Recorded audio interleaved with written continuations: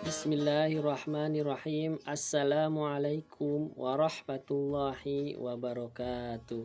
Alhamdulillahirabbil alamin wa bihi nasta'in wa ala umuri dunya waddin. Wassalatu wassalamu ala asrofil anbiya'i wa mursalin wa ala alihi wa sahbihi ajma'in. Amma ba'du. Pertama-tama marilah kita panjatkan puji dan syukur kehadirat Allah Subhanahu wa taala. Salawat dan salam marilah kita limpah curahkan kepada junjungan kita Nabi besar Muhammad sallallahu alaihi wasallam.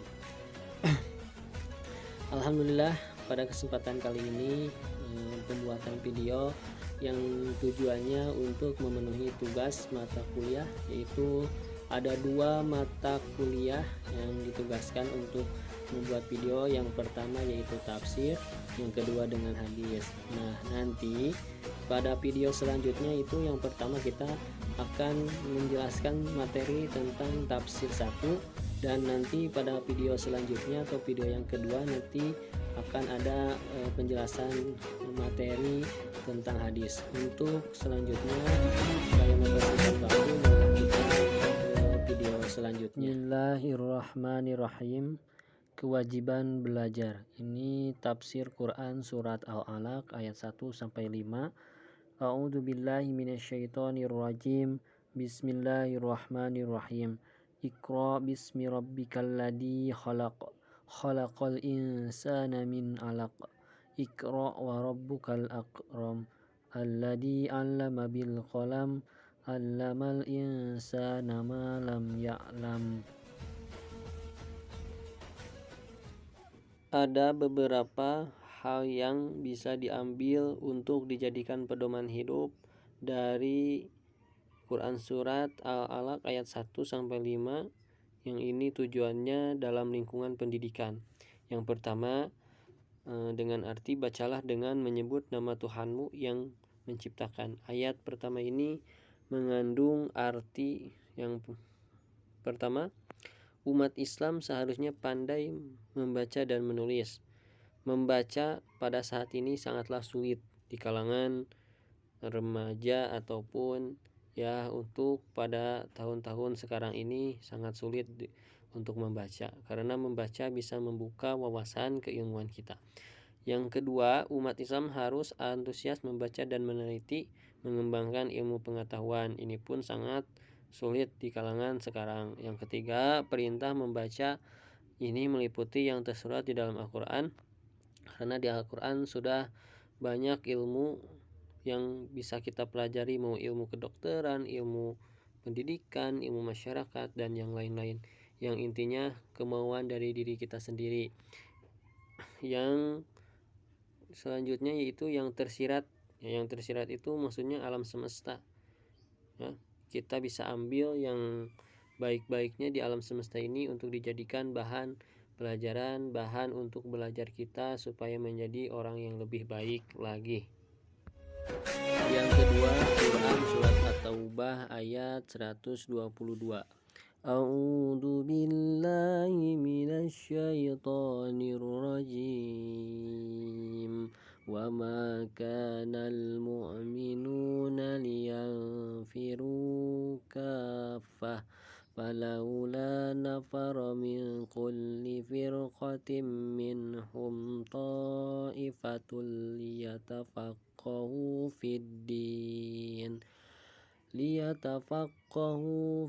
din waliyundiru qaumahum idza raja'u ilaihim la'allahum yahdarun. Di dalam Quran surat At-Taubah ayat 122 merupakan ayat yang menjelaskan tentang pentingnya menuntut ilmu agama. Nilai pendidikan yang terkandung dalam ayat ini adalah sebagai berikut. Yang pertama, kewajiban mendalami agama dan kesiapan untuk mengajarkannya.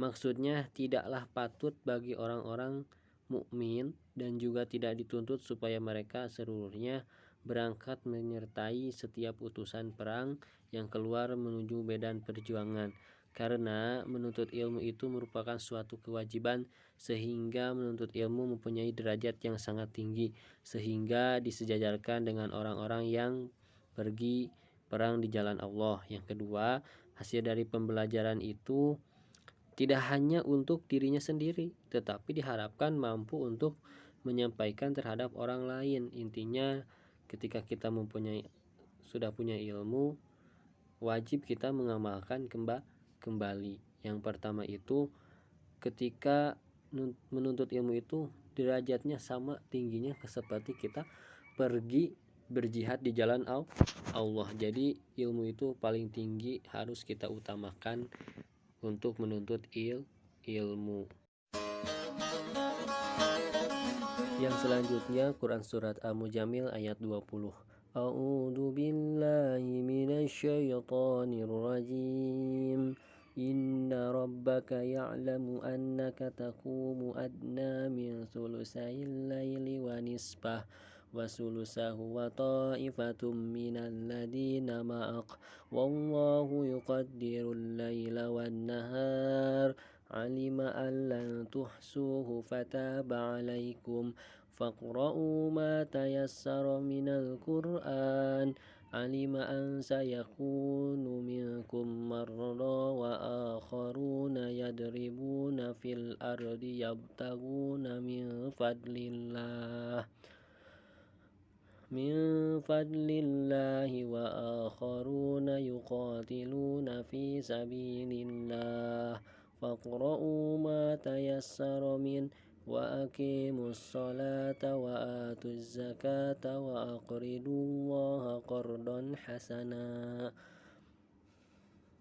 wa ma tuqaddimu li anfusikum min khairin tajiduhu indallahi huwa khairan wa a'dama ajra wastaghfirullah innallaha ghafurur rahim. Shadaqallahul adzim.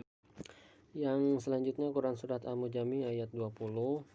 Sesungguhnya Tuhanmu mengetahui bahwasannya kamu berdiri sendiri sembahyang kurang dari 2/3 malam atau 1/2 malam atau 1/3-nya, dan demikian pula segolongan dari orang-orang yang bersama kamu, dan Allah menetapkan ukuran malam dan siang. Allah mengetahui bahwa kamu sekali-kali tidak dapat menentukan batas-batas waktu-waktu itu, maka Dia memberikan keringanan kepadamu. Karena itulah bacalah apa yang mudah bagimu dari Al-Quran. Dia mengetahui bahwa akan ada di antara kamu orang-orang yang sakit dan orang-orang yang berjalan di muka bumi mencari sebagian karunia Allah, dan orang-orang yang lain berperang di jalan Allah. Maka bacalah apa yang mudah bagimu dari Al-Quran dan dirikanlah sembahyang.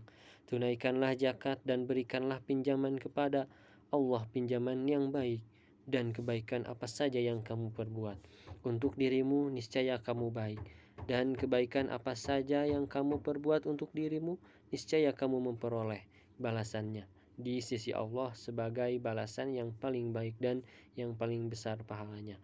Dan mohonlah ampunan kepada Allah, sesungguhnya Allah Maha Pengampun lagi Maha Penyayang.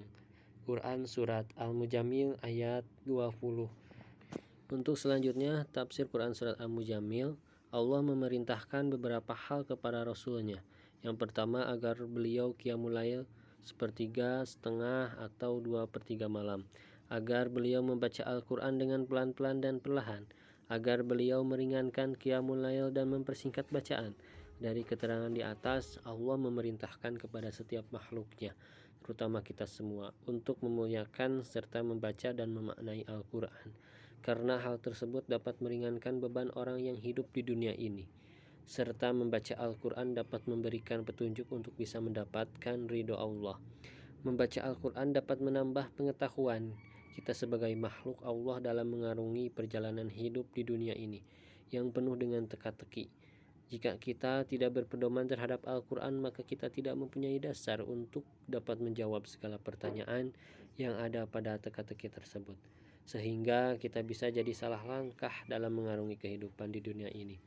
Alangkah bagusnya kita sebagai umat Islam rajin membaca dan memahami isi Al-Quran, karena Al-Quran merupakan kitab suci kita semua yang patut kita pelajari. Di dalamnya banyak terdapat ilmu. Seterusnya Quran Surat Muhammad ayat 24. A'udzu billahi minasyaitonir rajim. Afala yatadabbarunal Qur'ana am ala qulubin aqfaluha. Yang artinya, maka apakah mereka tidak memperhatikan Al-Qur'an ataukah hati mereka terkunci? Shadaqallahul Azim. Quran Surat Muhammad ayat 24. Tafsir pendidikan Surat Muhammad ayat 24. Yang pertama, memperhatikan nasihat-nasihat Allah yang dinasihatkan pada ayat-ayat kitabnya dan memikirkan tentang hujah-hujah Allah yang telah Dia terangkan dalam kitabnya. Yang kedua, memeriksa nasihat-nasihat dan larangan-larangan yang terdapat dalam Al-Quran sehingga manusia berhenti dari melakukan hal-hal yang menyebabkan kebinasaan atau kerusakan di muka bumi ini. Pada intinya, ayat ini menerangkan bahwasannya kita harus selalu berpegang teguh pada Al-Quran sebagai petunjuk dan pedoman hidup manusia. Setiap langkah kita agar selalu berada dalam jalan yang benar. Dengan pedoman Al-Quran, manusia akan mampu membedakan mana perkara baik dan mana perkara yang buruk.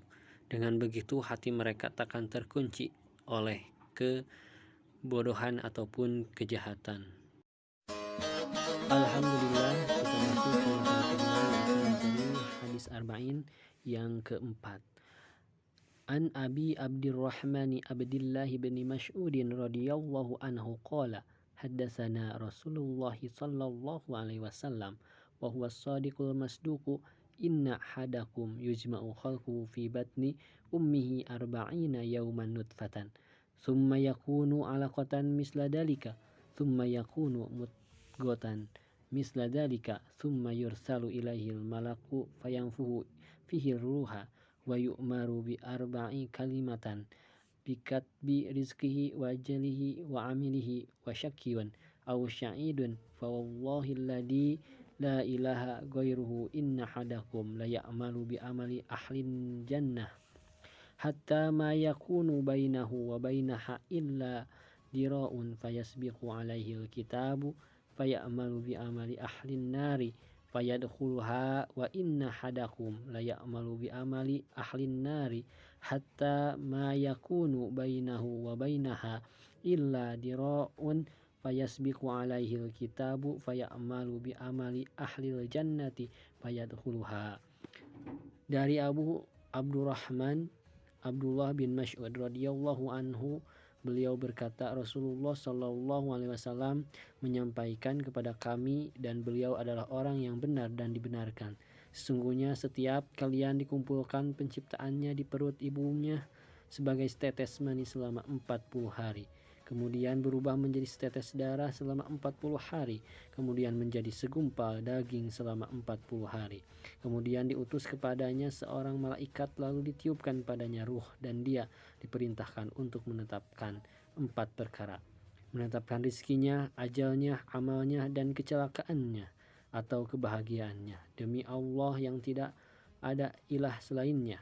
Sesungguhnya di antara kalian ada yang melakukan perbuatan ahli surga hingga jarak antara kelasinya dan surga tinggal sehasta, akan tetapi telah ditetapkan baginya ketentuan. Dia melakukan perbuatan ahli neraka, maka masuklah dia ke dalam neraka. Sesungguhnya di antara kalian ada yang melakukan perbuatan ahli neraka sehingga jarak antara kelasinya dan neraka tinggal sehasta, akan tetapi telah ditetapkan baginya ketentuan. Dia melakukan perbuatan ahli surga, maka masuklah dia ke dalam surga.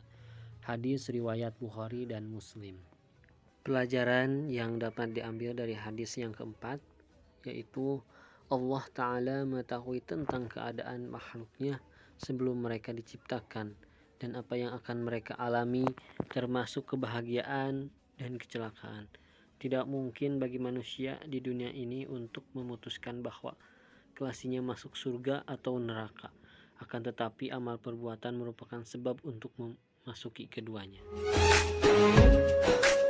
Untuk selanjutnya hadis yang kelima, yaitu an ammil mu'minina ammi Abdillah Aisyata radhiyallahu anha qalat qala Rasulullah sallallahu alaihi wasallam man ahdatsa fi amrina hadza ma laysa minhu fahuwa raddu. Rawahul Bukhari wa Muslim wa fi riwayah di Muslim.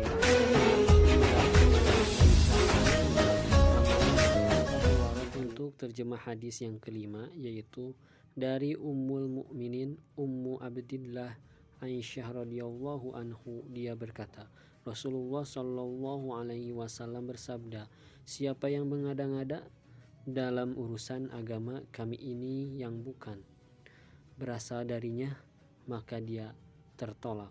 Riwayat Bukhari dan Muslim.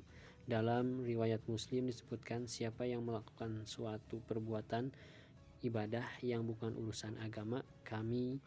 Pelajaran yang dapat diambil dari hadis yang kelima, yaitu setiap perbuatan ibadah yang tidak bersandar pada dalil syar'i itu ditolak dari yang mengerjakannya. Kedua, larangan dari perbuatan bid'ah yang buruk berdasarkan syariat. Islam adalah agama yang berdasarkan ittiba atau mengikuti berdasarkan dalil yang sudah jelas, yang bukan ibtida, yaitu mengada-adakan sesuatu tanpa dalil, tanpa didasari dengan dalil yang pasti.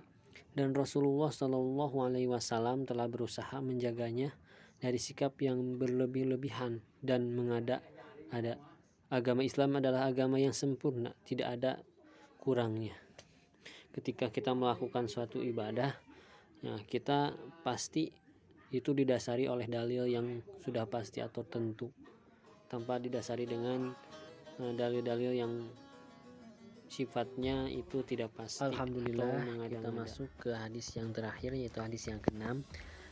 An Abi Abdillahin Nu'man ibn Bashirin radhiyallahu anhuma qala sami'tu Rasulullah sallallahu alaihi wasallam yaqulu innal halalu bayyanun wa innal harama bayyanun wa bainahuma amurun mustabihatun la ya'lamuhunna katsirun minan nas faman ittaqa as-subuhati faqad tabra'a lidinihi wa irdihi wa man waqa'a fi subuhati waqa'a fil harami karra'i yar'a haulal hima yushiku ayyar ta'a fihi ala wa inna likulli malikin himan ala wa inna hima Allahu maharimuhu ala wa inna fil jasadi mudghatan idza salahat salahal jasadu